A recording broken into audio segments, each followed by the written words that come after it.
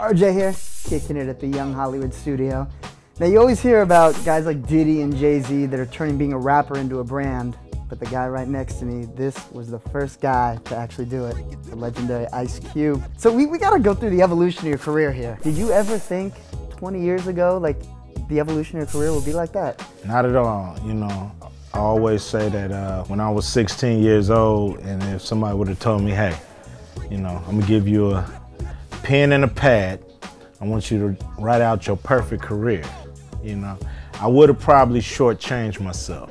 The real ride has been anything and everything more than I could imagine, you know. All right, so let's go through a couple moments in your career. I want to get in your mind what was going through. So, Boys in the Hood. You know, I had been around cameras a little bit by that time from doing videos. So, you know, I was in on the process of, you know, how does it go to paper and then from paper to the screen. So I was privy to doing videos, so I knew the process, but this movie thing was a whole nother animal. You know, I wondered why a scene that was only 2 pages was gonna take all day to shoot. So let's talk Friday. Now it's supposed to just be a little film and that just blew up.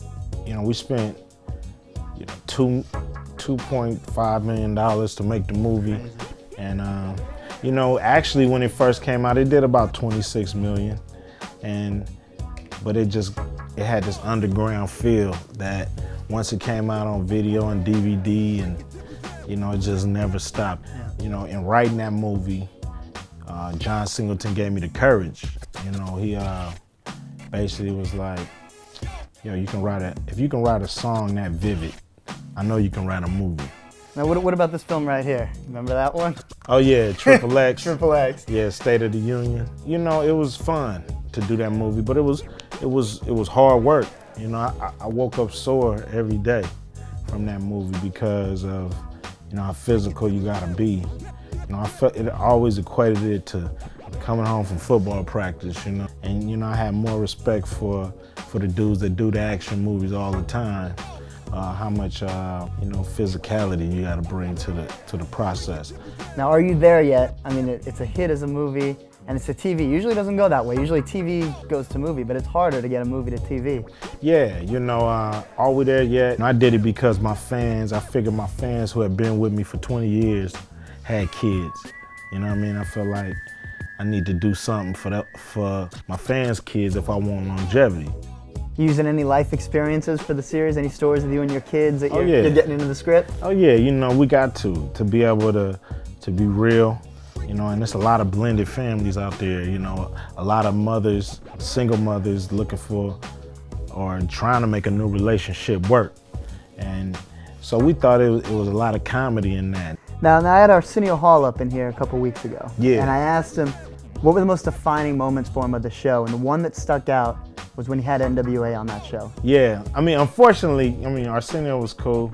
He was a little too late for me because I was gone by then. So he had Easy and Dre and Ren and Yella, and I was out the group by then. And you know, it's funny because I met John Singleton at the Arsenio Hall show. He was an intern backstage, and I was there to see Public Enemy perform. So it's real cool how all this synergy done happen around LA in the 80s and, you know, where we all are now. It's cool. There you go. The lyrics that Jay-Z had that always stick in my mind. He goes, I'm not a businessman, I'm a businessman. Ice Cube, this man has really become a business. No doubt. Boston Celtics at the hotel. Here? See Ray Allen yesterday, saw Rashid the night before, Nate Robinson. They better hope they make it to the game. You know what I mean? I might. You can see him maybe in the lobby. We got some duct tape. Any duct tape around here? That's what I'm saying. We can maybe arrange something here. Yeah, you know, I would love to catch Paul Pierce and throw him in the trunk, you know what I mean, for the game, and let him out and give him some champagne, you know what I mean?